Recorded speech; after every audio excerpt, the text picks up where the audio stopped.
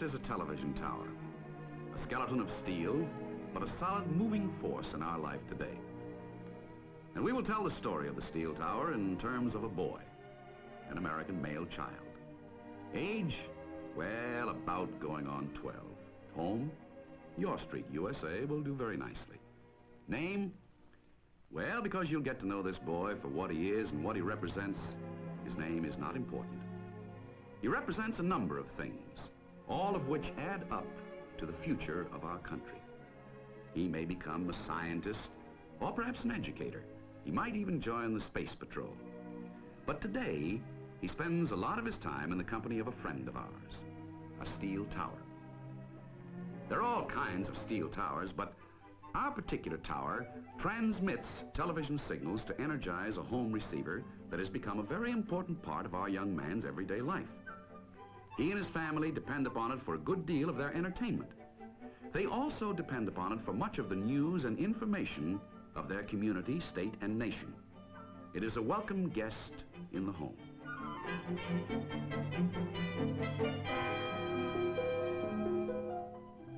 Our young man takes a shortcut home, and at the moment it's hard to tell what he might be thinking.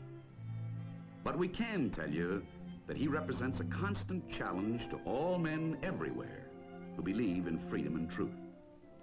Specifically, this challenge is the day-to-day guidepost for responsible men in television broadcasting. Men who work in the shadow of the steel tower. Men who use it to distribute ideas and strengthen ideals. Today, our boy comes home in the sunshine of freedom and safety. He meets and plays with a familiar friend. In a moment, he will have another companion, our familiar guest in the house.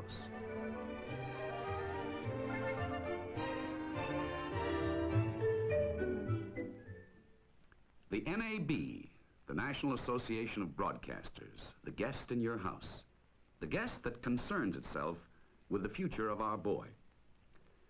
Because of its being, this boy will grow up acutely aware that there are forces at large alien to his way of life. 12 years old, with a 20-inch screen, and he has seen the face and forces of evil.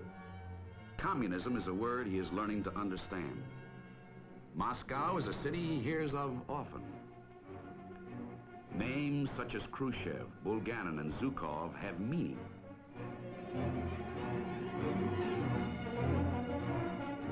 His horizons are no longer confined to the front yard. He can see across oceans. A familiar reminder in the town square. That brass plaque, a war memorial, suddenly comes to life, for even a 12-year-old boy can now relate the past with the future. He has seen graphic lessons in freedom more often than once.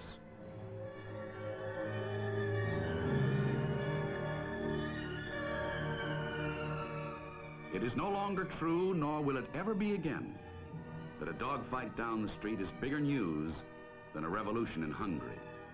Another lesson in freedom. He watches on that screen the men and women, and yes, the children, fighting in a turbulent land for a cause that might well be his.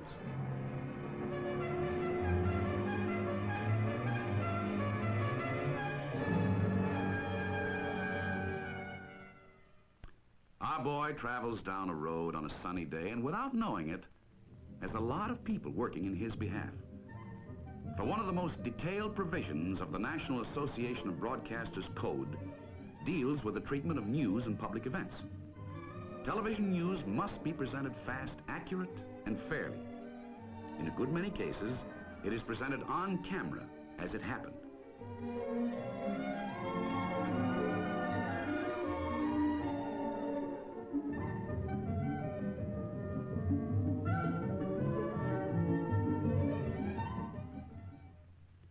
If our lad lived in Texas, he would have recently seen a typical example of local broadcaster responsibility and resourcefulness when disaster struck.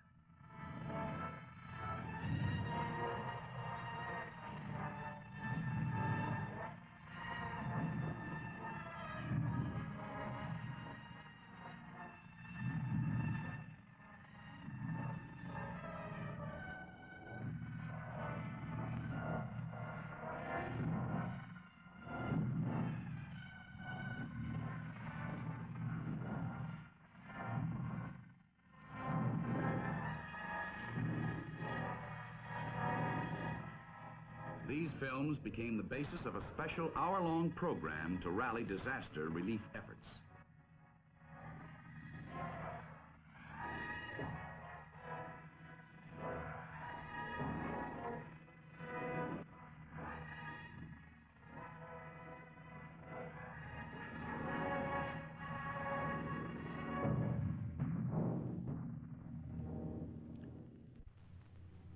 In another southwestern town, a local broadcaster pioneered actual coverage of a jury trial with an on-the-spot broadcast of a felony case.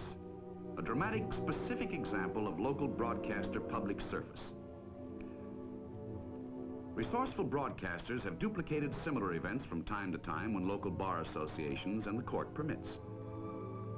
In Colorado, a television station reported to the nation the day-by-day account of the bizarre and sordid crime of John Gilbert Graham, a man who sent an airplane to doom in the forlorn hope of profit.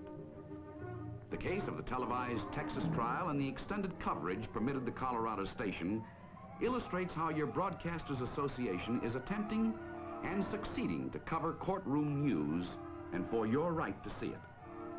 Our young man and others like him see many examples of commercial television acting on its own split-second initiative to bring to the audience a significant event as it happens. An enterprising broadcaster in Utah had his crew on the scene at a nearby prison riot, and it was there on television for the entire nation to see.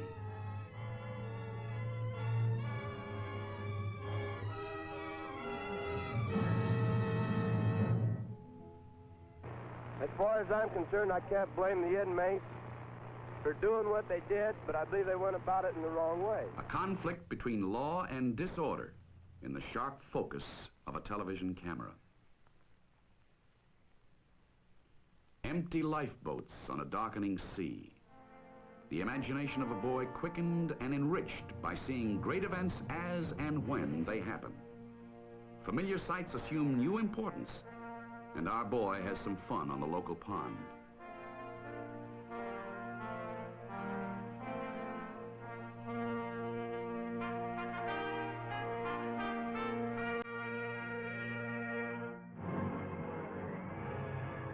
Witnessed on television by millions, that one awful moment in maritime history, when time and ocean stood still, when the majestic liner Andrea Doria hesitated as if pleading for mercy, rolled over and sank in a grave 15 fathoms deep.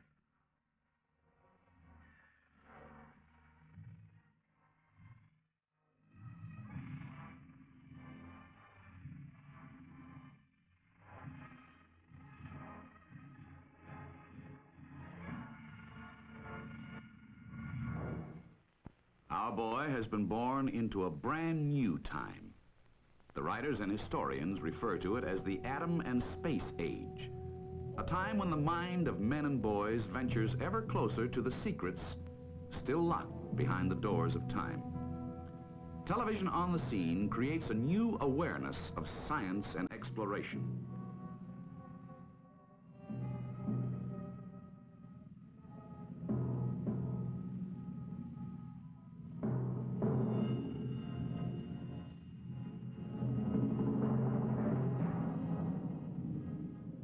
Terrible mushroom cloud, and a little boy who may sometime tame it.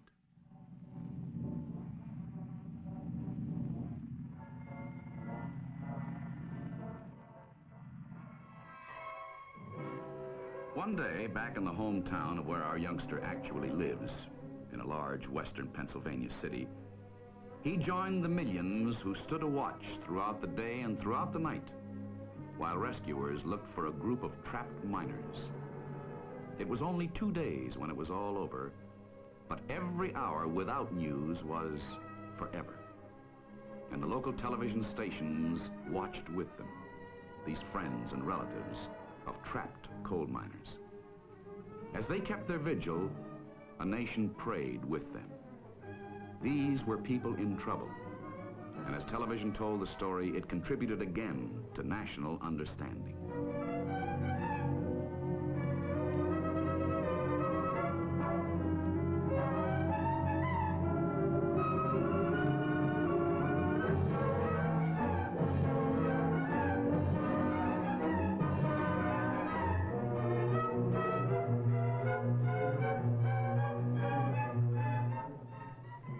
homes all over the country, others waited too.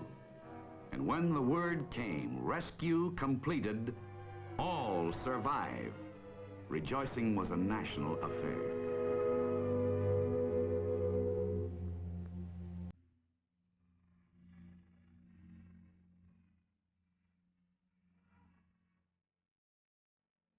This is the story of a city in a shadow. A city faced with a serious dilemma. Overcrowded slum areas. Poor sanitation. No trash disposal. No playgrounds, trees, or just a little grass. Never any flowers. Just lots of people, lots of filth. These are representative scenes of a major motion picture effort on the part of a large New England broadcaster to bring home to his audience the importance of urban renewal. And if our young lad had been in the audience that night, he would have shared the broadcaster's concern. This concern was so great that following the broadcast, shown in commercial evening time when the most number of people could see it, the local Chamber of Commerce got behind the effort with a maximum urban renewal campaign and the necessary wherewithal. The legislation, appropriations, and urban planning is all in the works thanks to a responsible broadcaster meeting his community and audience responsibilities. Other broadcasters across the nation perform in similar fashion, for the NAB rules and regulations contribute to this understanding. This New England broadcaster was alert to his obligations, and today his community is making significant strides with a problem he brought home to their living rooms. Some television stations across the nation, as we have already seen, are capable of making substantial contributions to the community. They may differ in subjects, choosing science, education, juvenile delinquency, crime, or perhaps a charity. But they do lend their talents and resources in support of their public need.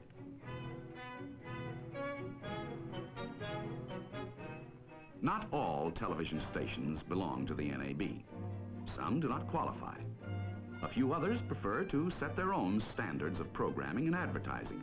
But one station on the West Coast, privileged to be a member of the National Association of Broadcasters, has made tremendous strides with its series of programs on city traffic congestion.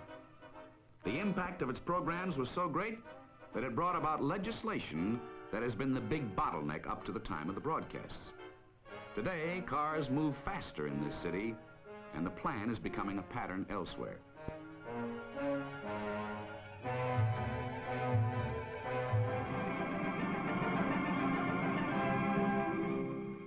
You might ask, what were little boys born for? They were born to hit a home run with the bases loaded, and our lad's got the best seat in the house. And he has it for championship sporting events of all kinds on free commercial television.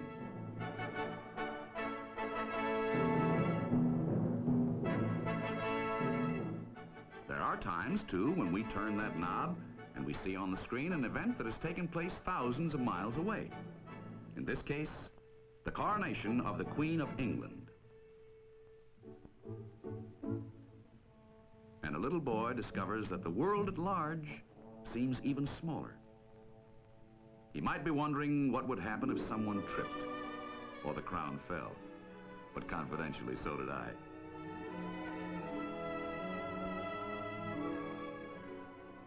We are looking now at one of the scientific achievements of our times, the first space satellite, photographed by a talented television news cameraman in Baltimore, the first man anywhere to capture on film a permanent scientific record of the satellite.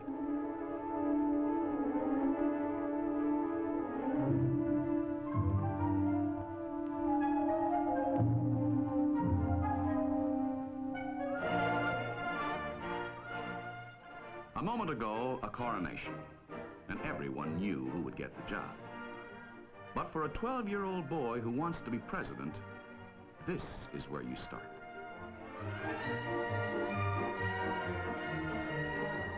He might be a little dismayed by some of the shenanigans in between speeches, but then Dad can fill him in on that. Today, the political scene is under the constant focus of the living room screen, and little boys, along with their moms and dads, are making up their minds better than ever before. And this all has to do with broadcaster responsibility. For the NAB Code clearly states that, and I'll quote here, "A television broadcaster has an affirmative responsibility at all times to provide coverage consonant with the ends of an informed and enlightened citizenry."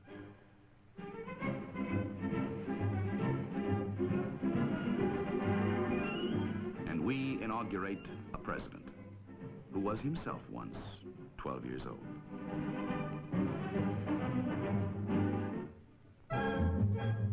Don't be dazzled by the glitter, because the glitter is almost always there. Yes, our medium is an entertainment medium, a commercial, advertising, and free entertainment medium.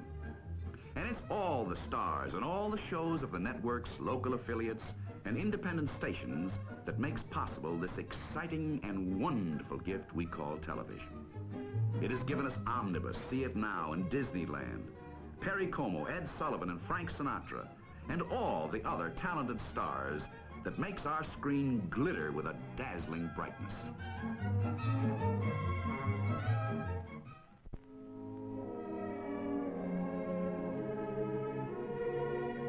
While television programming can never in itself fulfill the spiritual need of church attendance, it does nonetheless supplement and support beliefs of all faiths. Your NAB member station meets this responsibility. You can help them improve this service by calling on them with suggestions for additional improvement. They welcome these suggestions.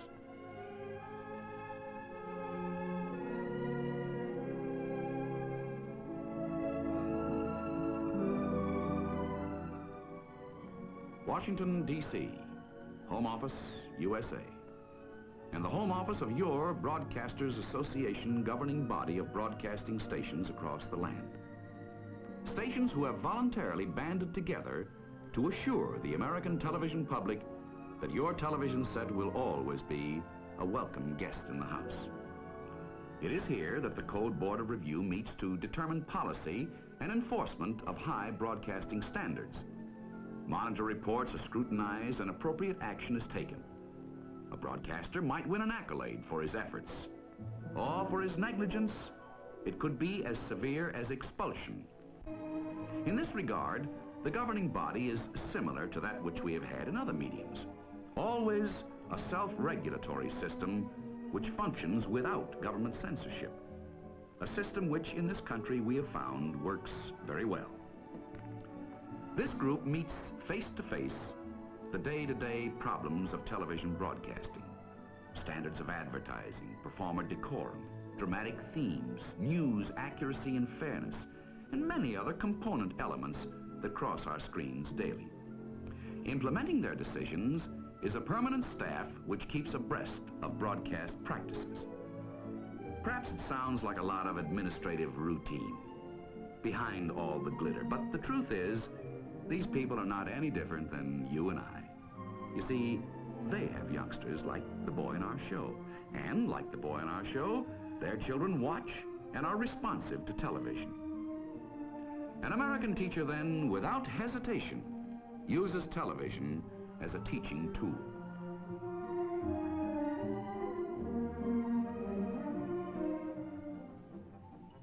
The free television system is based on the competitive flow of ideas, which in turn contributes to a flow of goods.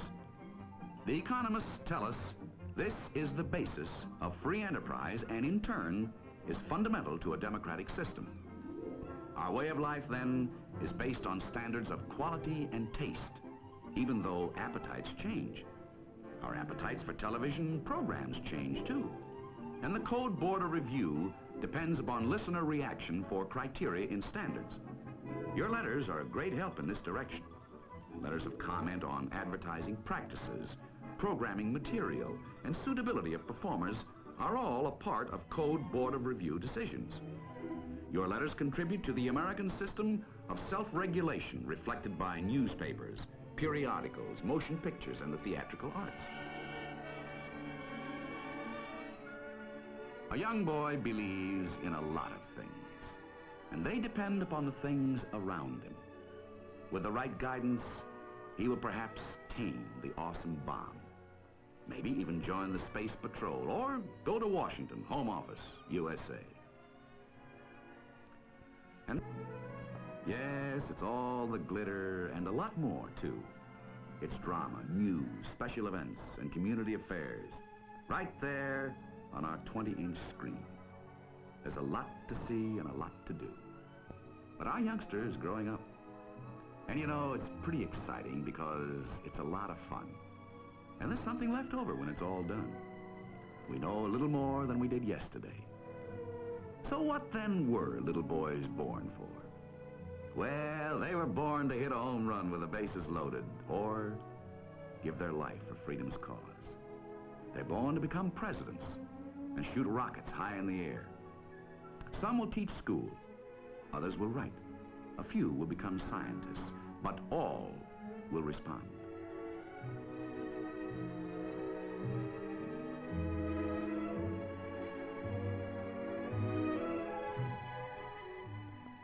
A familiar sight. It means communications, or an exchange of ideas. To make it possible, you just twist a dial. But behind that number is a personality and a face. It belongs to your television broadcaster. He's working for better standards. His guide is a set of ground rules established by the National Association of Broadcasters. And as a member, he knows that he will always be a welcome guest in the house.